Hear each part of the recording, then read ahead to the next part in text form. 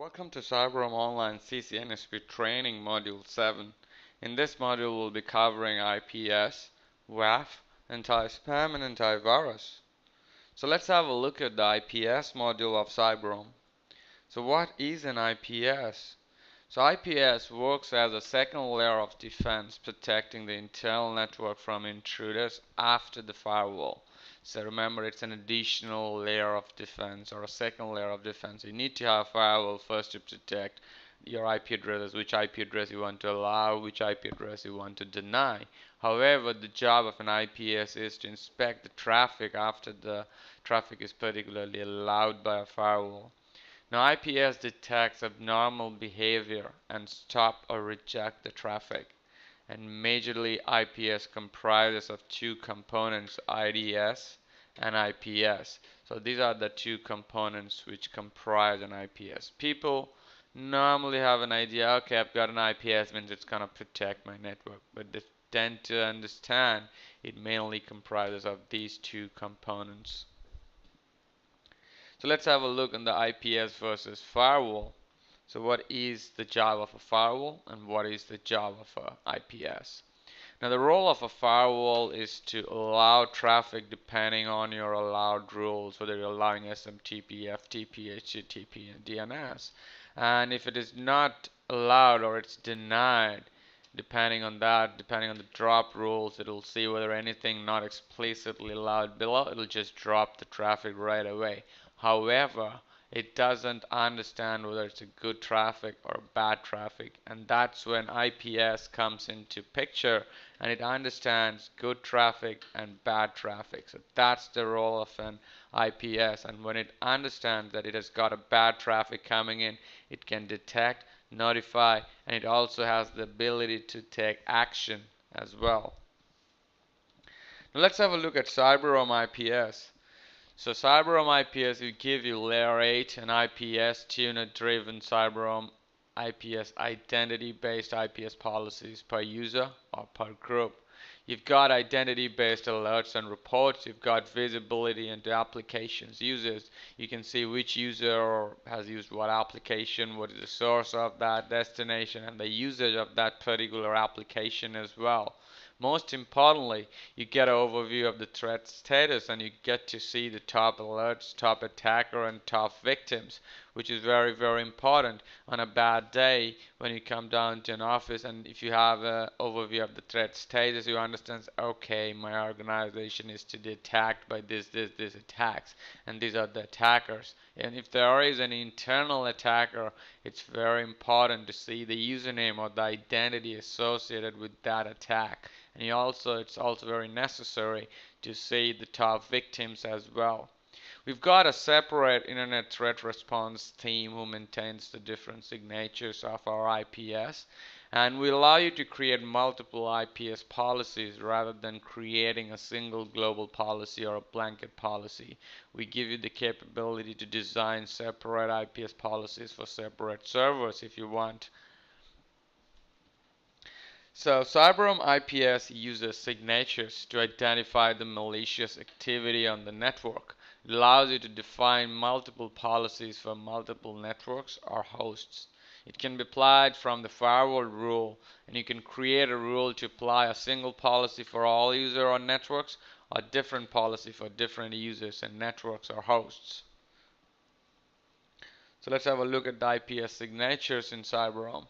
Cyberoam has over 4,500 signatures in our database. Signatures are organized in categories such as DNS, finger, distributed denial of service, and a lot of other categories of signatures are there in Cyberoam IPS. Now Cyberoam has got 5 action modes in IPS: allow packet, drop the packet, drop session, reset, or bypass a session.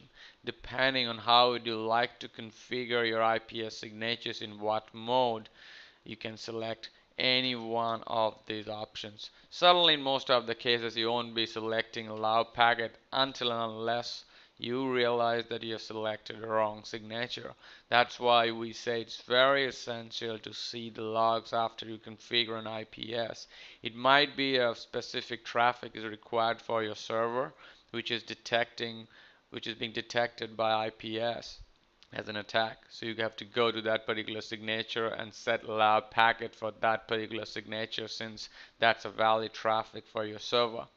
We also give you the ability to create a custom IPS signature. So if you know how to create a signature, we have an option where you can go ahead and create your own custom IPS signature.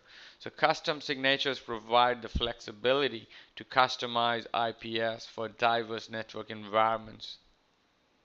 So these are the screenshot of the IPS signatures. It's not the entire set of signatures which are being shown in this particular screenshot. So you can see there is a category, the signature criteria. We are going with the default one, not with the custom one. There's a set of category of signatures, database management system, DNS, ERP system. There's a lot of other categories of attacks. It is also based on severity as well, so you can filter your signatures based on severity, whether it's severity 2 or a major, severity 3 or moderate, 4, major of 5 is warning. Now, it's also based on platform as well, and also on target. So depending on what kind of setup you need, you have been given the flexibility to configure your IPS system based on all these parameters mentioned in Cyberoam IPS. We also give you a signature description in our IPS per signature. So if you'd like to know more about a particular attack or a particular signature, you can go to the signature ID and you can go to the signature description. You can check the signature ID, get a summary what exactly is the attack all about, what is the impact of it. You also get a detailed information. You get attack scenarios, which is very important, so that you understand, okay, my organization might be vulnerable to this. So this actually, the attack scenarios give you an overall idea whether it can be a part of your organization or not. You also get false positive and false negative status as well, and a lot of other details as well. So let's have a look at the IPS policies. Now, Cyberoam provides identity-based alert in all IPS modes and notify the action taken by it, which is very important. Now, Cyberoam provides following default policies: LAN to WAN, LAN to DMZ, WAN to DMZ, WAN to LAN, DMZ to LAN, and DMZ to WAN. Now, these are the default set of policies which we have given it to you to make your life easier. And you can always select, if you're having a set of servers in your DMZ, probably you can select DMZ to WAN or WAN to DMZ would be your ideal choice. But you can go in more advanced setups and you can set a select set of policy for selected servers, or else you can also go with the blanket policy depending on your requirements. Now, Cyberoam IPS gets upgraded automatically very frequently. Now, there's another thing which I'd like to talk about in this particular slide is about optimization of IPS signatures. If by chance you're going with a default set of policies for a set of servers which you're hosting in DMZ and you're selecting WAN to DMZ, let's assume you're having probably hosting a database server, for instance, in your DMZ, and you'd like to protect the database server from WAN attacks. If you go with the default WAN to DMZ, the default signatures, and enable all the signatures, for instance, there are like 4,500, more than 4,500 signatures. So the traffic is going to be scanned by all the 4,500 signatures, even though you're hosting only the database services on that particular server. So which is a bit of performance optimization is not there in that particular IPS policy. So how do we do performance optimization in IPS? I'll just give you a small diagram and explain it to you in very basic how you can go ahead and create your own custom set of IPS policies with performance optimization. Alright, so let's assume we have got the Cyberoam here, so I'll just represent it as CR, and I've got internet over here.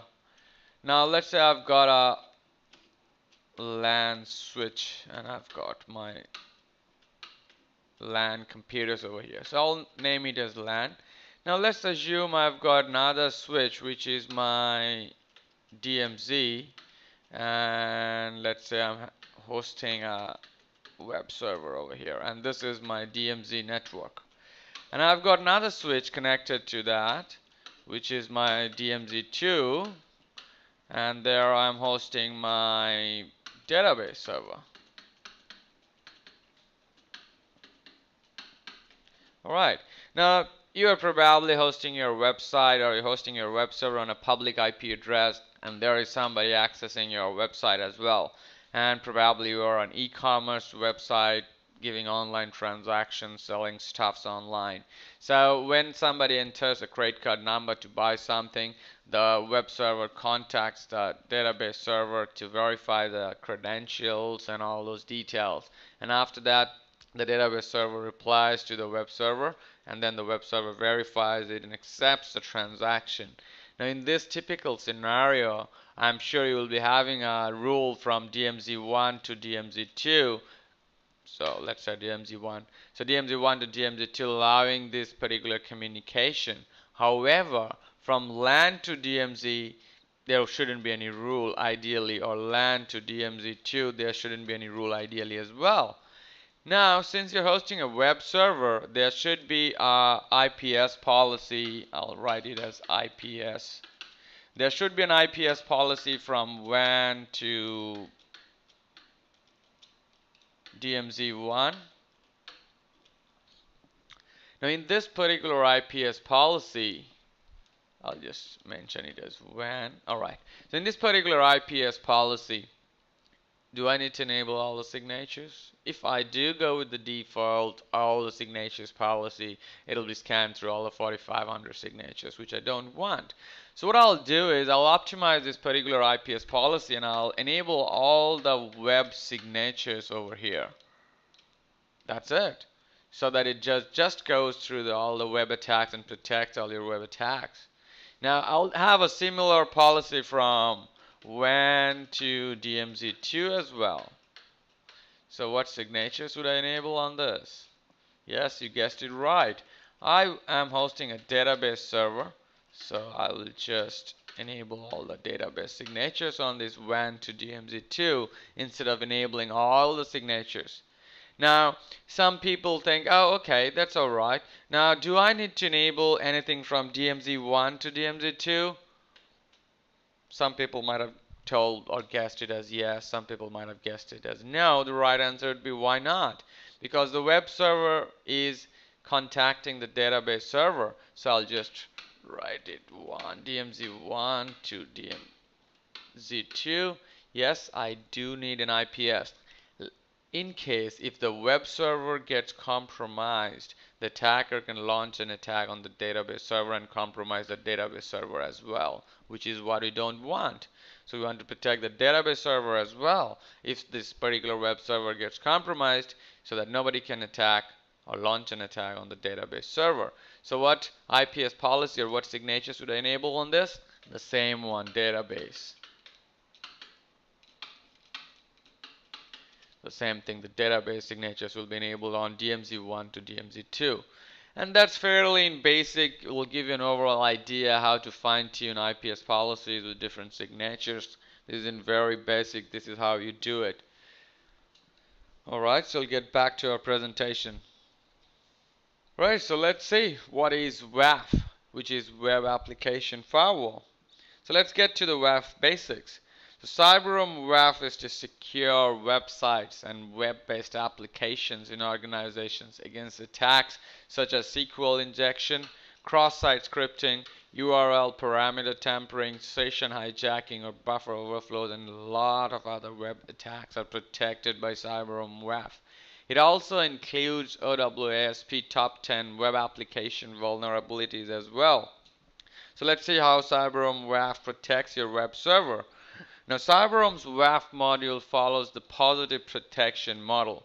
It's based on intuitive website flow detector technology that self-learns the legitimate behavior of web applications.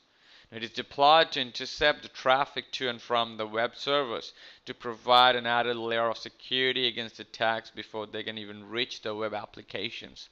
So what WAF does is once a web request comes in, this Cyberoam WAF intercepts the request, sees whether it's a valid request or not, and then connect it back to the web server as well. They'll show the working of the WAF in the next slide. But What is intuitive website flow detector? That's the specialty of Cyberoam WAF. It automatically self-learns the behavior of the web server. So let's say you're browsing a website, cyberoam.com. Okay, it's a valid behavior. And then you go to the support page and you get in the URL cyberoam.com/support. Alright, that's a valid behavior.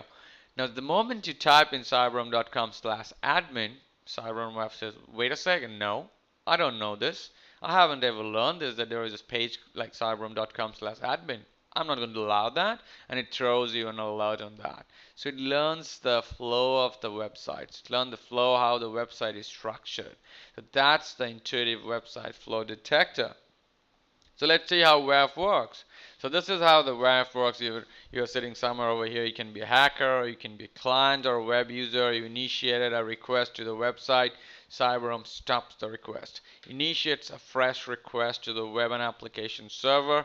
The server replies back. Cyberoam WAF stops that request and initiates a fresh reply to the hacker or to the client and partner. So it's actually doing nothing but a kind of reverse proxy sitting in between, and in between it intercepts the request and monitors and sees whether the requests are valid or constructed for a hacker. So it inspects all of those things while intercepting the traffic.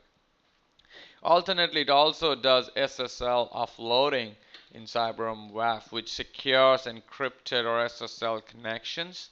It reduces the latency of SSL traffic by SSL offloading capabilities, and it can protect web applications processing sensitive data in financial services, healthcare, e-commerce, or other industries, which is very, very sensitive. Now, financial services, healthcare, they have very sensitive data, very financial transaction. A lot of transactions are happening over in these industries, so it's very essential to have those or secure those SSL connections. And it also improves the performance of SSL traffic as well. So how do you add a server to the WAF? Now, this is the SSL offloading settings as well, and this is how you add a server to the WAF. So you give a name to the server, you put in the zone, in which zone you are going to put your server. And there are also some advanced settings like on which web server protocol you're going to host your server, whether it's only HTTPS, or it's HTTP and HTTPS, depending on which protocol you're hosting, on which port number you're hosting. If you're hosting it on HTTPS, you need to import the certificate and the certificate authority as well. You might be having a third-party certificate for your web server, which you can download and import it onto Cyberoam and import the certificate authority as well. Now, these are some advanced settings, whether you want to allow browsing using old versions of browsers like SSL v2, whether you want to allow it or you just don't allow it, or you want to allow weak ciphers or not. Which domains you'd like to protect, whether you want to protect all the domains hosted on that particular public IP or on that website, or you want to protect specific domains hosted on that particular IP address. Now, here are some advanced settings related to performance tuning, wherein you can define the maximum connections, how many connections to hold when maximum is reached, and you can also alternately define a timeout as well. Now, there are some form validation settings wherein you can set some characters disallow on form controls, and you can also have some cookie validation settings. So let's have a look at WAF versus IPS. Now, some people might be thinking at this point of time, okay, I've seen IPS, that also protects web server, so why would I need a WAF? Well, WAF is dedicated for web application attacks. It's not for any other servers, whereas an IPS gives you protection from all other servers. However, there is a very thin line of difference between IPS and WAF, because IPS works at network level and has got no knowledge of application state. Hence, it is not capable in blocking application layer attacks, whereas a web server or a website runs on an application layer. IPS has got no knowledge of web application layer pattern and data structure. So it either fails in detecting or generating a false positive. And most importantly, IPS is signature based and has to be kept updated. So tomorrow, if there is a new attack which is designed by some hacker and launch the same attack on your website, your IPS doesn't have signature for that. Whereas if you go with WAF, WAF says, okay, I don't know this kind of request, so I shouldn't be allowing it. So that's the advantage of going with WAF. So WAF not only analyzes web traffic pattern, but also understands it and keeps a track of application state and client sessions, which eliminates attacks like cookie tampering or session hijacking. So let's have a look at anti-spam. So I'll get to the anti-spam basics and I'll see how anti-spam works in Cyberoam. So I'm sure that at some point of time you all have got spam emails. So spam is very common in almost every organization. So what is a spam? Spamming is to indiscriminately send unsolicited, unwanted, irrelevant, or inappropriate messages, especially commercial advertising in mass quantities. So in addition to being a nuisance, it also eats up a lot of network bandwidth. So it's not only a pain to the end users, but also a pain to the administrators as well because it consumes or chokes up a lot of bandwidth. And it also affects the employee's productiveness as deletion of such emails is a huge task. So let's get to the basics of anti-spam technologies. Now Cyberoam Anti-Spam allows you to scan email messages by scanning by protocols. It can also monitor and detect recurrent patterns in spam emails and combat multi-format like text, images, HTML, etc. Now, the recent technology used in spamming is by images. So it can also offer you protection from image-based spamming, and it can monitor mails received from domain or IP addresses. It can also detect spam emails using RBLs. It can accept or reject messages based on message size and header. So if you go ahead and create a rule based on message size and header, it can also work on those rules and you can make it learn what it is spam or not. You can also customize the protection of messages by scan policies. And most importantly, you can set different actions for SMTP, SMTPS, POP, and IMAP spam mails. So in this new release, we have got SMTPS scanning as well for secure SMTP. And you can configure action for individual email addresses. And most importantly, you can notify the receiver about spam messages.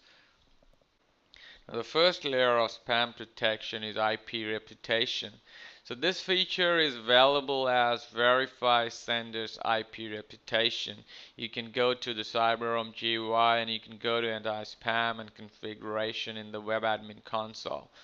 Now if this feature is enabled, Cyberoam checks the sender IP address and rejects the SMTP connection if IP address is found to be sending spam emails. Now Cyberoam maintains a database of all IP addresses and each and every IP address has a rating as well. So if your IP has a higher rating of sending spam, Cyberoam will immediately block that particular connection depending on the source IP from where you're sending the emails.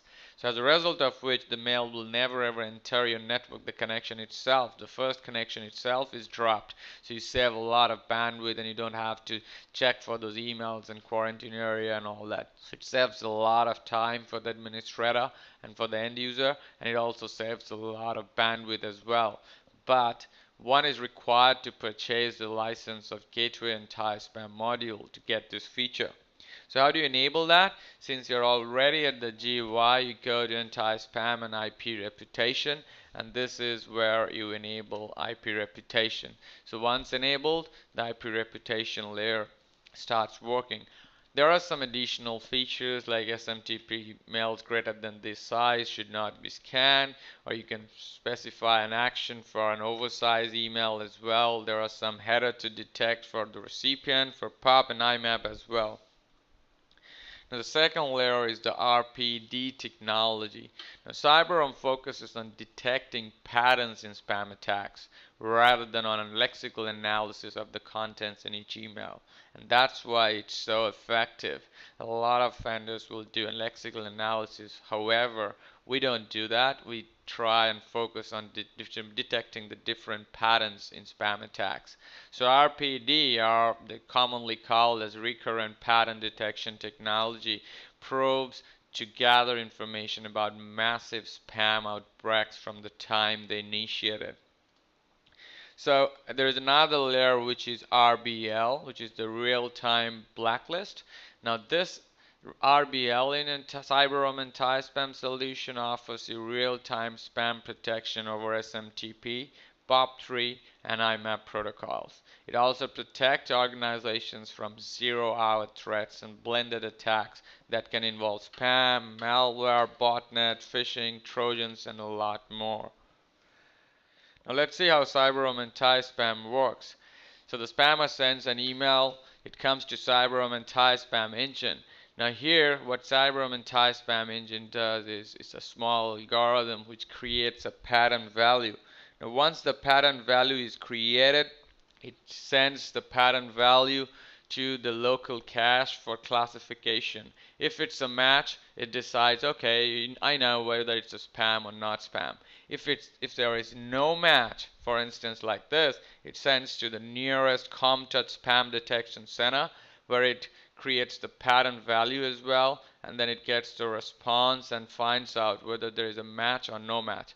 Now once it gets the response, it puts the new classification onto its database as well, and then it decides whether it's spam or not spam. If it is spam, immediately takes the action depending on your spam rules whether to reject it or drop it. If it is not spam, the recipient receives it on its inbox, depending on what action you specified in the spam rule as well. Now this is how the Cyberoam Anti-Spam flow is. So first it goes through the IP reputation check, and then it goes through the RBL check, and finally comes the Recurrent Pattern Detection technology layer, wherein it goes to the anti-spam engine, and then it generates a pattern value and compares that with the local cache or queries the nearest detection center.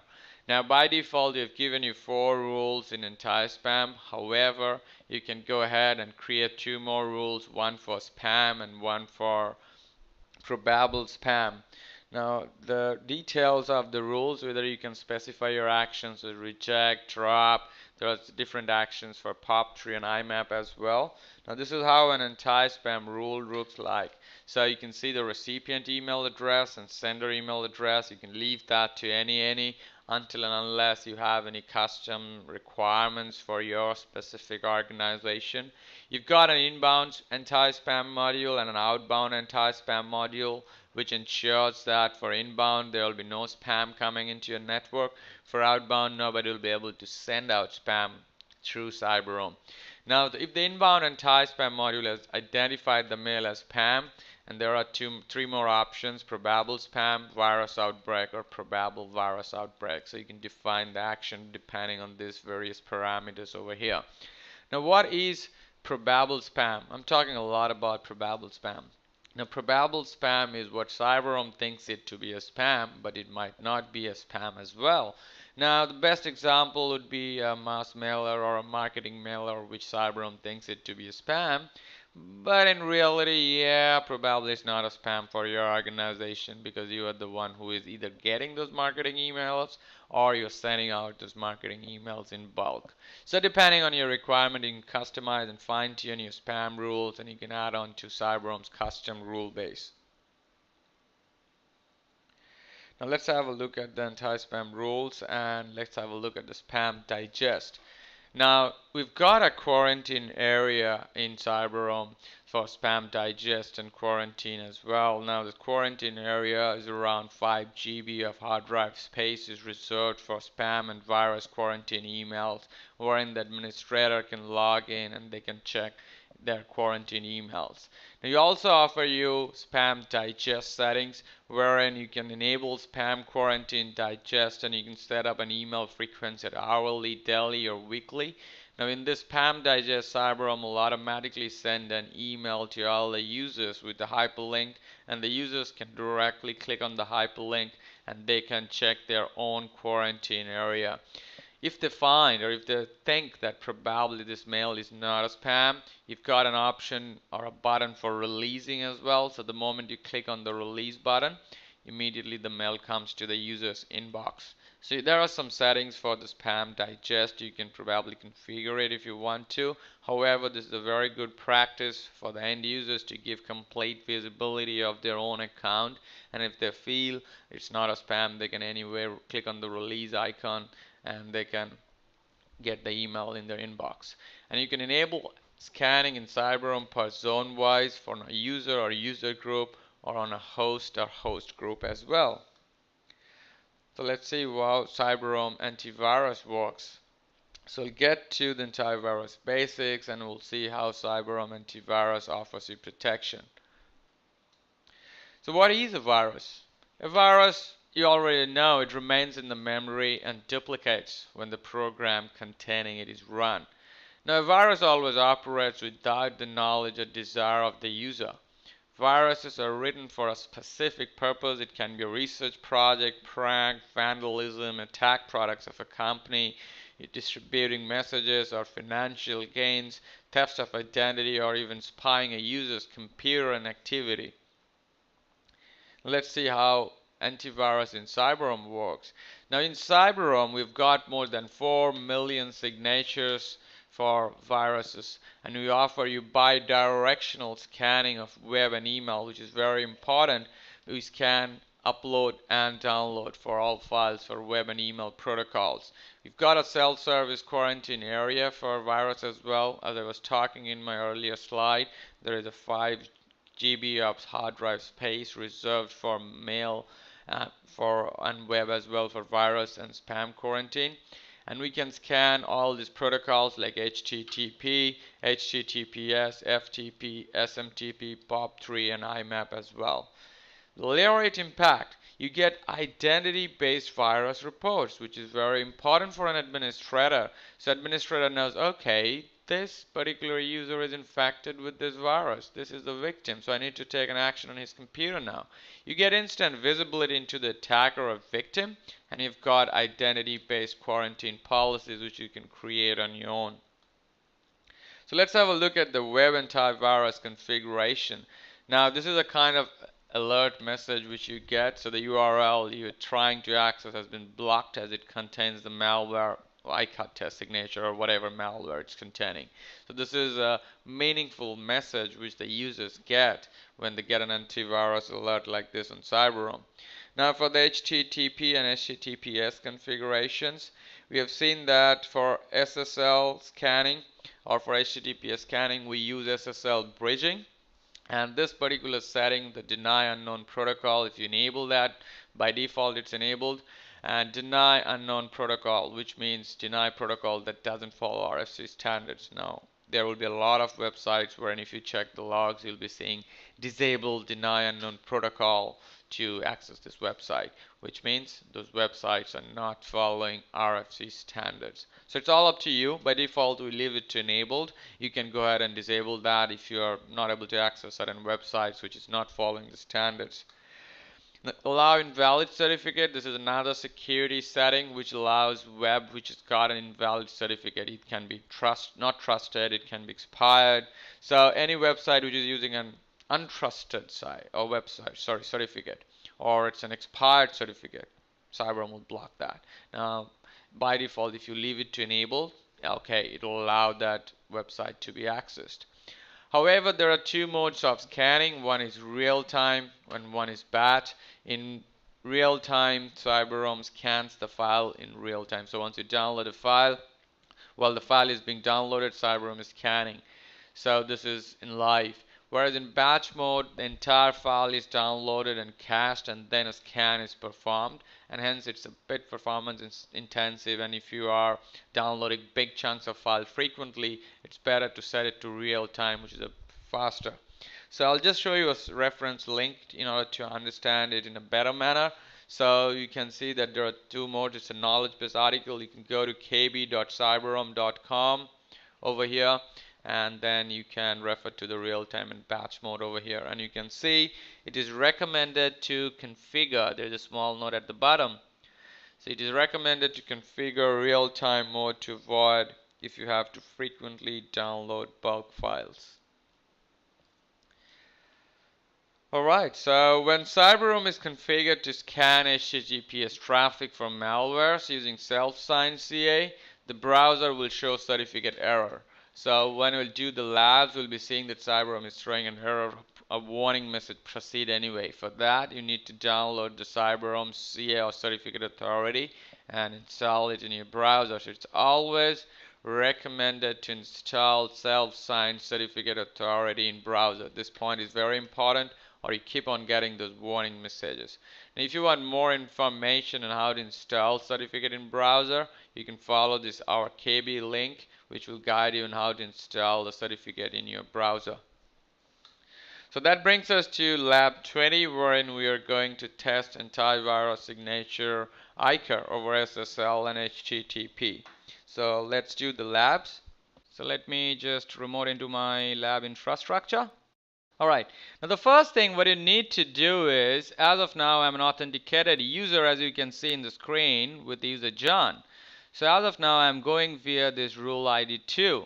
So in order to enable antivirus scanning, I'll have to enable HTTP scanning and HTTPS scanning as well, because that's what we'll be showing you in the lab. We want to block any virus via HTTP and HTTPS. And I'll also enable log firewall traffic to see it in the logs and reports as well. So I'll click on OK over here.